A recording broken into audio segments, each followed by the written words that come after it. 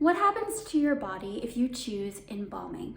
In this video, I'm going to talk all about embalming, how the procedure works, so that you can know if this is the right final disposition option for yourself.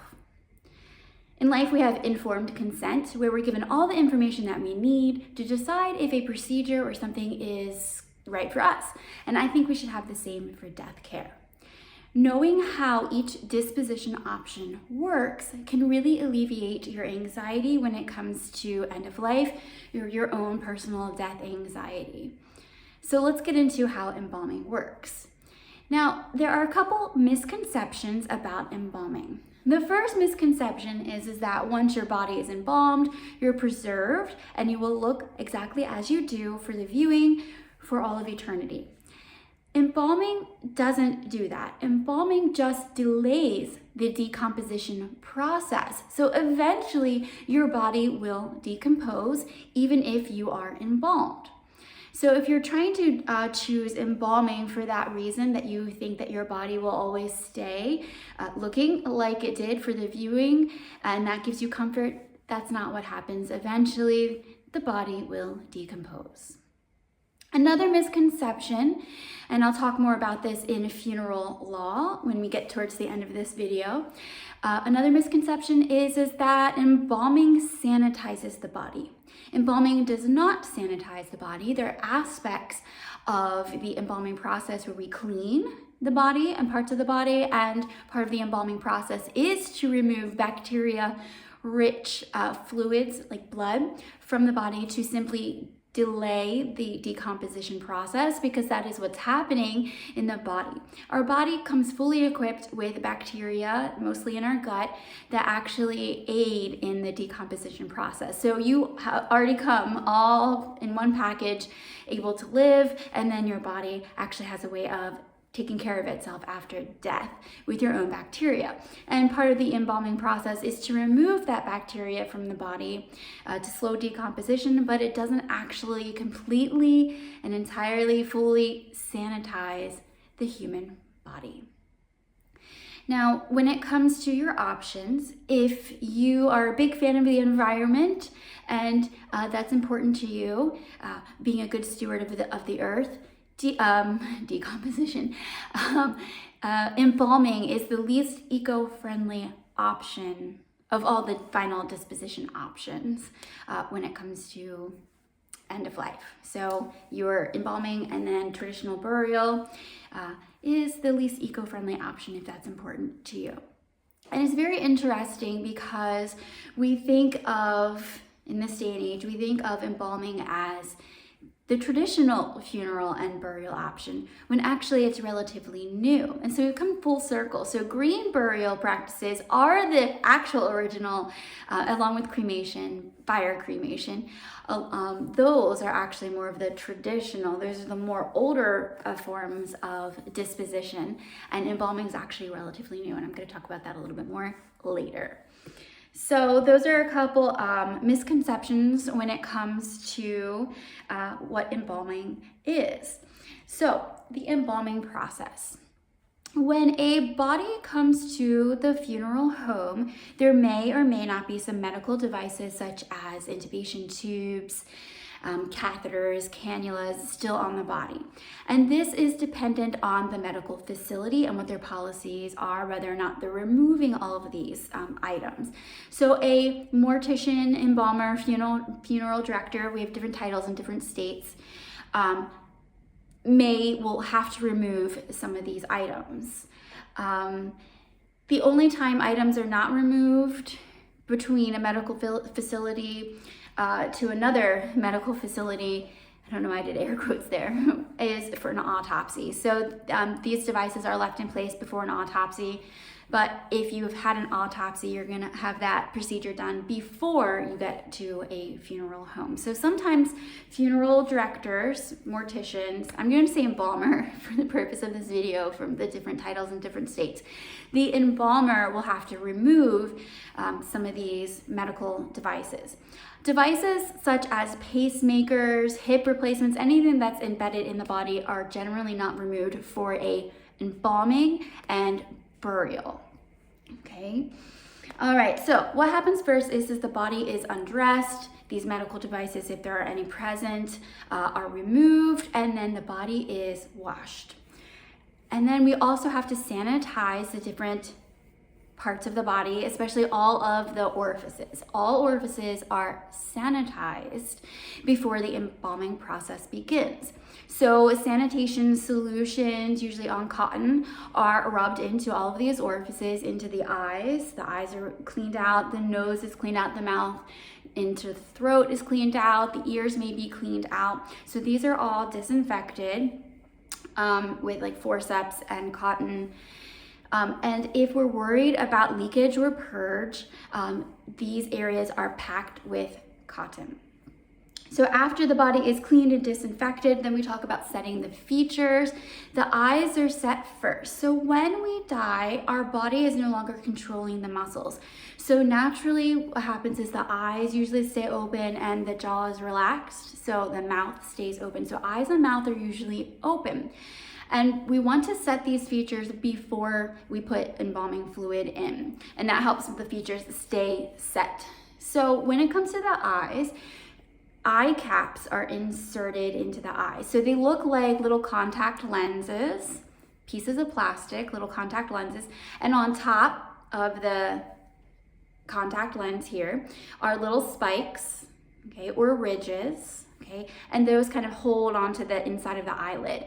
So each one of those are placed into the eye. So usually there's a tool called an aneurysm hook where the eyelid is lifted up, the eye cap is placed in, and then the eyes are closed. Now, when it comes to the mouth, there are a couple of different techniques used to close the mouth.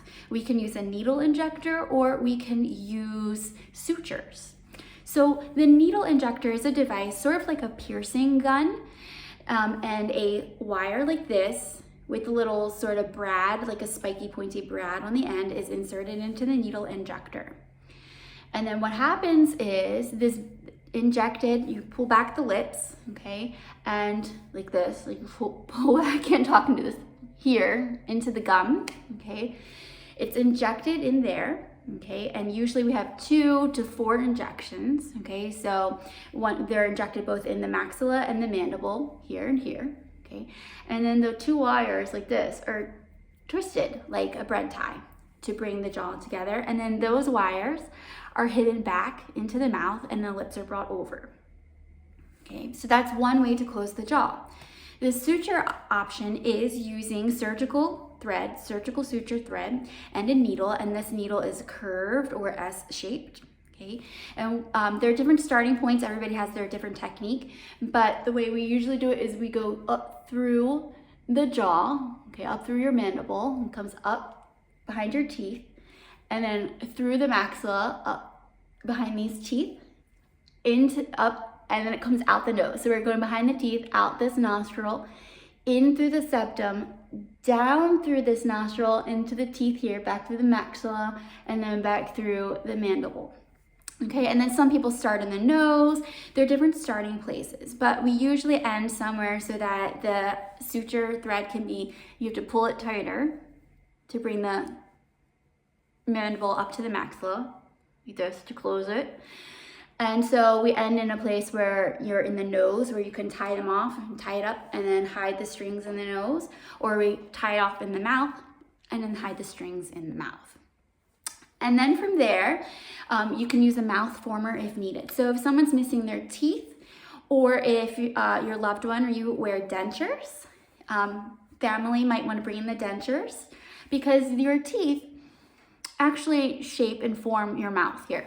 Okay, so if they're missing, it collapses back, right? So if your loved one dies, that's something that you also want to remember to bring to the funeral home, along with the outfit or anything that you want to bury the person with, is their dentures if they have dentures. So if we have an issue with teeth and the dentures, what we can put in is a mouth former. Okay, and a mouth former is sort of like the eye caps. It's a piece of plastic. It's rounded like this to give that more rounded appearance. So rounding here is what we want for a more natural appearance. It flattens in if you're missing teeth. right? So you can place that in the mouth to give that more rounded appearance. We can also put a waxy substance over the mouth former to help be able to position the lips. Now, one thing that I forgot to mention is that if the eyes and the mouth don't completely close, you can use super glue to hold them down a little more. It's not ideal because sometimes you can see the glue and obviously it doesn't look natural. Something else when it comes to closing the mouth, one of the ways you decide on which method to use, a needle injector or sutures, is the condition of the mouth. So older people or people that have a lot of dental issues often can't do the needle injection and we have to use the suture because there's not enough, let's see here, there's not enough gum material for those to actually sit in, and we don't want the brads, the wiring to pop out. So that's how we close the mouth. Now, as part of the disinfecting process, going back, I'm a little all over the place, embalmers often brush the teeth as they're cleaning and disinfecting the body before closing the mouth. So the features are set. Now we move on to the next part of the embalming process, which is the arterial balming. So we have 3 different ways of embalming, and at least 2 are always used. Sometimes a 3rd is used. So arterial embalming, cavity embalming, and then hypodermic embalming. So you begin with arterial embalming. In order to do this, you have to access an artery and a vein.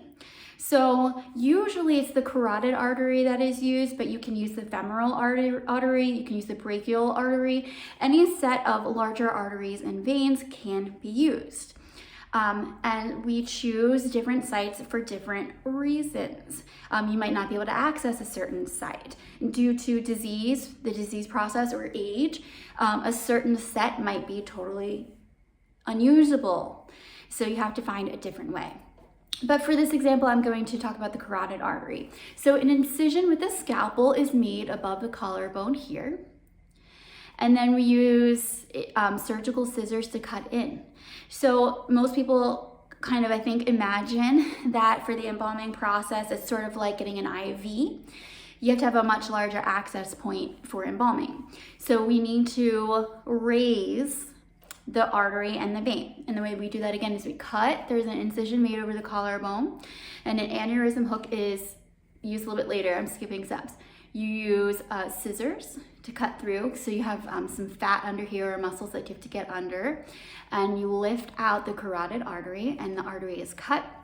And then placed inside the artery is our tube that is connected to the embalming machine. Okay, the vein, the jugular vein, will be raised as well, and we put a drain tube in there. So the drain tube is a longer piece of metal like this that inserts in, and then the arterial tube that goes in your carotid artery is a metal piece that's kind of shaped like a number 7. And these come in different sizes because we have different sized arteries and veins, you know, as a different sized person. For children, people with large arteries and veins will obviously need larger sized diameter tubes. So essentially your vascular system works on pressure. So the embalming machine is a pressurized machine to push the embalming fluid through your vascular system. And through this pressure, the embalming fluid moves in through the body, and then the blood comes out of the vein. And the blood drains down the slab, the embalming table, and goes into the drain, into the regular sewer system that you drain into from your own home, like when you're washing dishes or taking a bath. So the blood that comes out of people's bodies during the embalming process goes right down the regular sewage drain. And so all this fluid is moving through the body, and we're trying to get it to move out to all the extremities. So during this process, the body is massaged. Okay, so rigor mortis may set in, and so this part can be a little bit difficult. It just depends on when the body is received at the funeral home, what state we might be in for the rigor mortis. So during the embalming process, the body is rubbed and massaged, usually going to the heart, and we're trying to get the embalming fluid evenly distributed throughout the entire body. Okay. So I talked about setting the features. We were talking about arterial embalming now. We talked about our incisions. Oh, embalming fluids. So embalming fluids are, we have different components to the embalming fluids. So embalming fluids are made up of formaldehyde, right? Formaldehyde is the chemical that is used for preservation. So the way formaldehyde works is that it binds the proteins, it coagulates them, right? So it kind of offers sort of like scaffolding so that the proteins can't break down. So that's what's happening with the decomposition. So formaldehyde prevents those proteins from breaking down, slowing down the rate of decomposition, but not forever preserving anything, okay? Also, what is included in the embalming chemicals are your co-injection chemicals. And these are the fluids that allow the other fluids that do the work to move throughout the body easily and get to where they need to go. You also have humectants. So a humectant is something that draws moisture in.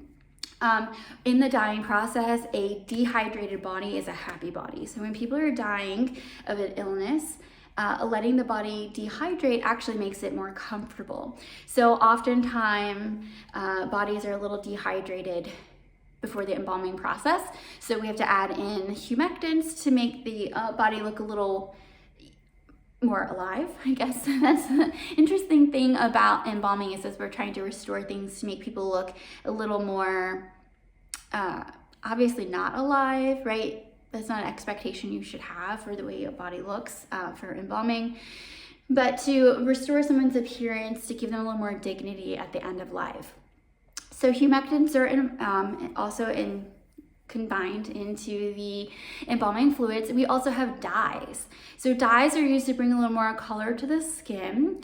And then also the type of dye, the coloring, depends on your coloring, your ethnicity to make it look more like you, right? So it's not a one size fits all when it comes to what is used and the amounts and the strength that are used when it comes to the embalming fluid.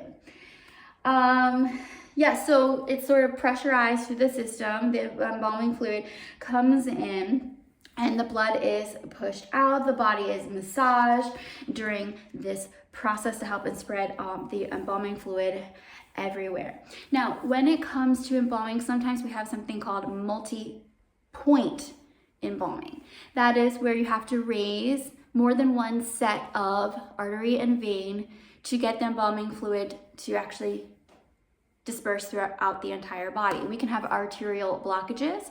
There may be some trauma or damage done to the body. So you might have multi-points, different arteries and veins that are raised for this process. And normally embalming takes 2 to 3 hours to complete. However, it can take a couple of days, and it all just depends on the state of the body, how many different points need to be used for the arterial embalming. Once the arterial embalming is complete, or anytime there's an incision made, the incision is always sutured, okay? And then over top of it is placed like a glue type of fluid and cotton, skin seal, that's the name. Skin seal is placed over top of the incision with some cotton, and this is to prevent any kind of leakage or purge from any of the incision sites. So moving on to cavity embalming. So after the arterial embalming is complete, then you move on to cavity embalming. So in cavity embalming, there's a small incision that is made in the abdomen, and then an instrument called a trocar is used. A trocar is a long metal needle like this. Okay, it's about 2 feet long, and one end is pointy and there's a hole. So what happens is the trocar is hooked up to the embalming machine, and the trocar is put inside the cavities, in the chest cavity and the abdominal cavity, and it is used to puncture all of the organs. We move it like in a fan sort of pattern, okay, used to puncture all of the organs, and has suction to it. It's a lot like liposuction.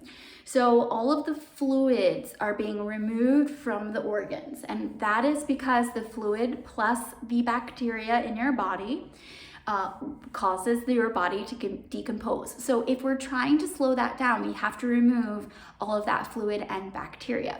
So the trocar is inserted in the abdomen through an incision, usually a little bit above the belly button, and pushed up through the diaphragm. And your diaphragm, if you don't know, separates your chest cavity from your abdominal cavity. So it goes up through the diaphragm and pierces like your lungs and your heart to remove all of the fluid there. Okay, and then we go through the abdominal cavity as well. The intestines are the big place, your gut microbiome. Many of you are working so hard to make that healthy. That is where most of the bacteria originate for your decomposition. It's built in, right? Okay, so then all of that is pierced through the trocar and sucked out. And then we embalm the cavity. The cavity embalming fluids are much, much stronger. They're not diluted at all, that are placed in the abdomen. So there are a couple different devices that you can use for ease. We're going to talk about the trocar. So the trocar can go either way. It can add fluid and it can suck out fluid as well. So after all the fluid is removed from your organs and the bacteria, and then we put embalming fluid back into the body cavity at much higher, stronger concentrations via the trocar.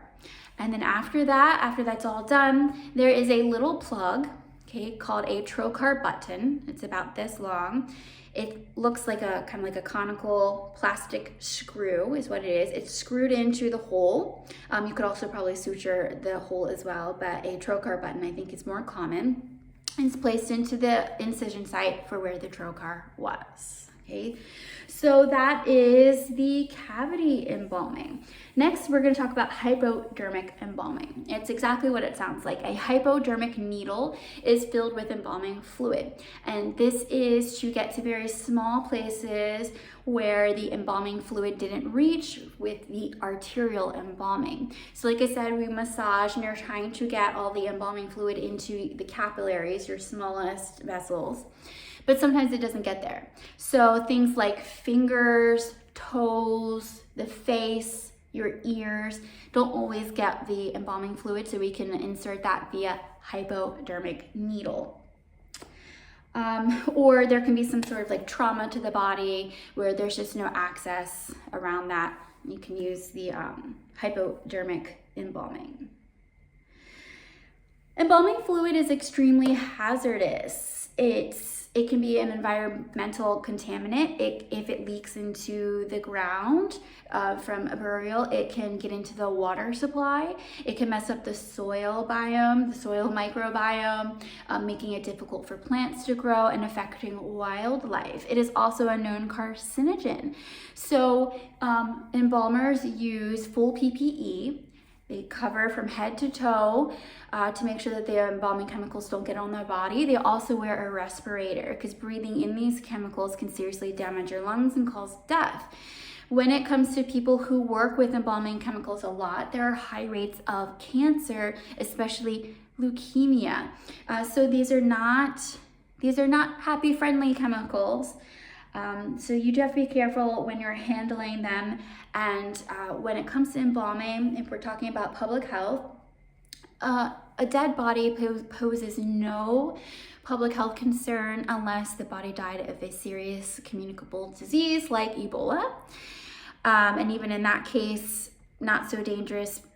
A dead body is not spreading disease, right? Usually you have to be alive to spread disease. A lot of diseases spread through air droplets or by exchange of body fluids, and most people aren't doing that with the deceased. So anyway, where was I? Embalming fluids are hazardous. Yes. So the most threat is posed to the actual embalmer. So there's a lot of care taken in protecting your body so you're not coming into contact with these embalming chemicals. And so again, not only are we talking about a danger for the person, but again, if eco-friendly burial is more your style, this can be another reason why you might not choose embalming, because once the body is buried, there is some hazardous potential with chemicals leaking out. Also in the embalming process, chemicals do go down through your regular sewer system, Water treatment, whole different thing. So look into that if you're a little bit more worried about these chemicals or body fluids getting into the sewer system. Water treatment plants take care of that for us. Okay, what else did I want to talk about? Oh, the AV plug. So you know how I was talking about with the trocar, how everything's punctured in the abdomen? Well, sometimes holes can be made and we can have purge or these embalming fluids leaking out of certain orifices. So we have the AV plug, that's the anal vaginal plug, and it's a long piece of plastic like this. It's kind of like a screw shape, right? That can be inserted into the anus or the vagina if we have fluids leaking out. So there's that, okay? If you're not aware of that, that's part of the embalming process. Now, once the body is completely embalmed, it is bathed again for obvious reasons. If we're putting chemicals in and blood is draining out, we may have some more blood on the body. You did start out with bathing and disinfecting, and that is mostly for the embalmer safety, and then also to clean the orifices before fixing the features and then embalming, right? Because once embalming happens, this is fairly well set. So after the body is embalmed, it's bathed again. The hair is washed. The hair is washed like you would normally wash your hair when you're alive. And then there's a lot of moisturizer that is applied to the body, especially to the face. Vaseline is a favorite.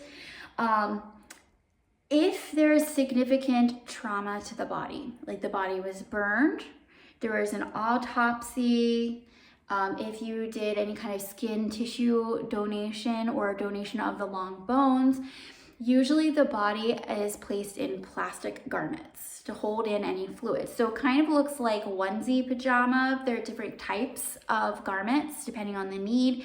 The most significant one is sort of like onesies, where you have the foot is covered to the plastic covers the feet, the whole body. You have sleeves for the arms. So it doesn't cover the head. It ends here at about the neck and then the sleeve here, right? Because we don't want the plastic poking out of the outfit that the person is in. But plastic undergarments are applied in these particular situations. If there's any sort of significant leakage, you can also have half body. So it just covers the lower half of the body. Yeah, like I said, burn victims, anybody that is badly decomposed, if you've donated a lot of skin and tissue or long bones, you will have these plastic garments. After that, the body is dressed. There's all kinds of technique on dressing the body. Sometimes family is upset to find out that the clothing that they had provided was cut. And sometimes it is necessary. Sometimes the clothes don't actually fit completely, so the back of the garment can be cut and then the front is placed on and tucked behind. If there's a shirt that has been cut, sometimes the embalmer will have to sew it back together behind to make it like a normal kind of fit, a tighter fit around the neck. Oftentimes belts and ties don't actually fit anymore, so those often have to be cut. And so it's about presentation from the front if you are obviously laying in a casket or coffin. We don't really use coffins in the United States. That's a whole other topic and video, but casket. Okay, so the body is then dressed. Facial hair. So this is something that should come up in your conversation with your funeral director about facial hair. Will it be removed or will it not be removed? Older people tend to have more facial hair, especially ladies, so that is generally usually removed. Removing facial hair makes it easier to apply mortuary makeup, so that's why it's removed. However, if your loved one always wears a beard, it can be very distressing for the family when they come to the viewing for the facial hair to be removed. So you have to make it very, very clear about the preferences for facial hair. Mortuary cosmetology. There's a whole realm of subspecialties when it comes to the funeral industry and embalming. Not that mortuary cosmetologists are embalmers, but there's a whole nother subspecialty. Also, there's a whole subspecialty of different types of embalmers. So there are embalmers who are restorative embalmers who work specifically with cases of people that are severely decomposed or people that have been in severe accidents. Parts of the face may have to be reconstructed, and we use things like wax to do that, dowel rods, etc. So that's a whole nother specialty. I'm not going to get into that. I'm talking about basic embalming today. But cosmetology. So after the body is washed and dressed and the facial hairs removed if wanted, we have makeup. Mortuary cosmetology. So let's get into the hair and the makeup. So mortuary cosmetology is its whole branch of the funeral industry. So your regular funeral director or embalmer is trained on how to do mortuary makeup, but there are people who specialize in doing hair and makeup for the deceased that don't do any embalming whatsoever. Their focus is entirely on hair and makeup.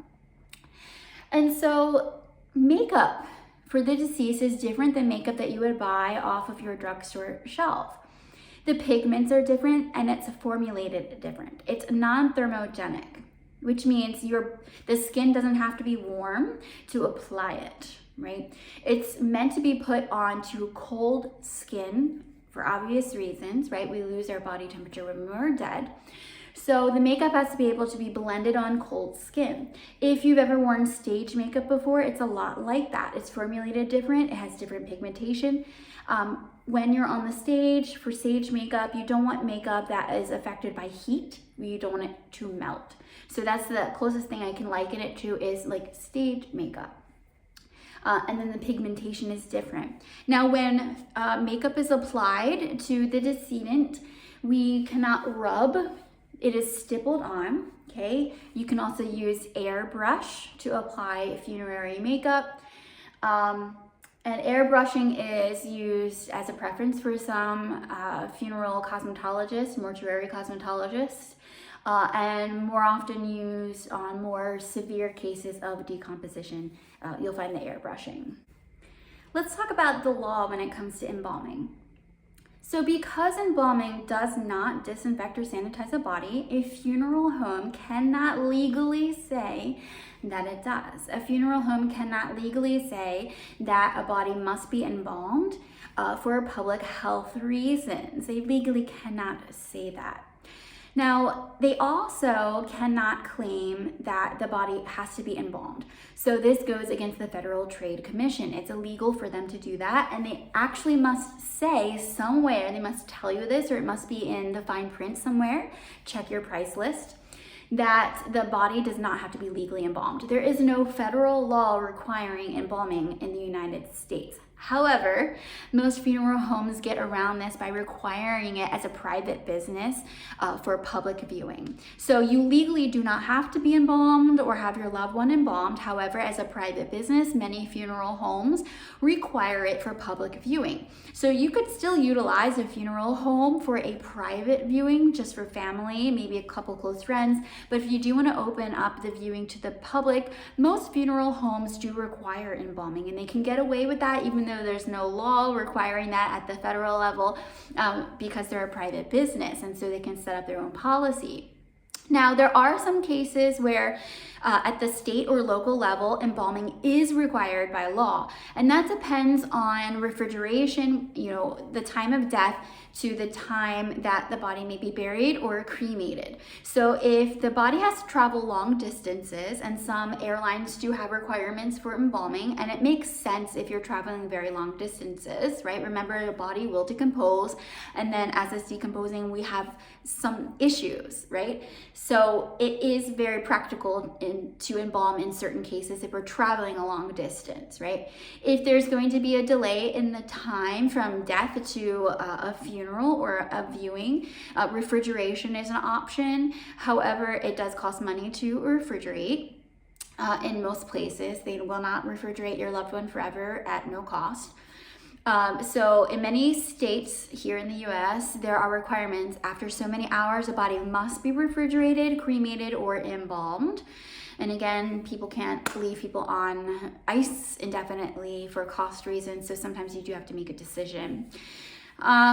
Yeah, so traveling long distances can be a reason why a body is legally required to be embalmed. Many states have legal requirements where if you cross state lines, a body cannot cross a state line unless it's been embalmed. So these are things to keep in mind if you have a loved one that lives out of state, or if you pass away out of state and your body needs to be returned across state lines, embalming may be required. In certain diseases, if there is a public health threat for the reason why you died, embalming may be required. And in some cases, your option, because of the trauma involved or the level of decomposition, embalming versus cremation might be required. You might not be able to do a green or natural burial, especially if you want to have a viewing. So there are some cases where embalming can be practical or necessary or legally required, but overall, in general, embalming is not legally required at the federal level in the United States, and a funeral home can't make you get embalmed or embalm a loved one if you don't want it. However, you might not be able to have a public viewing if that is the case. So a couple history things. Embalming, like I said earlier in the video, is so interesting. We think of now embalming as a traditional funeral, a traditional disposition option and burial. However, it's actually relatively new. So embalming is an American tradition and started in the Civil War, around the Civil War. We needed some way to get soldiers back home, and we're talking about days of slower travel, horse and buggy, trains, so it could take several days to a couple weeks, maybe even a month, depending on where you're at in the country, to get to another part of the country. So we needed a way to be able to preserve bodies for the travel back home for soldiers that were being returned home that had died during the Civil War. So it's interesting that actually this is what we think of as traditional, but it's relatively new in our history. The actual traditional, like I said earlier, burial methods are your natural eco burial methods or fire cremation. Abraham Lincoln was one of the first more famous people to be embalmed, and it's reported that he was embalmed roughly 13 times, right? Embalming techniques were very new at that time. And actually, the chemical that was used for embalming was arsenic, so it was highly deadly. A lot of people died in the embalming people because of the arsenic, and it was later switched over to formaldehyde, which is still dangerous, but will not cause death for the embalmer if they take the correct precautions. Yeah, so that is all about embalming. I hope you learned more about the process, and I hope it helps you make a more informed decision whether or not embalming is the right disposition option for yourself or a loved one. So I hope that helps. I hope I wasn't too all over the place. I tried to make a list to stick to, give you all this information on the embalming process. So thanks for watching.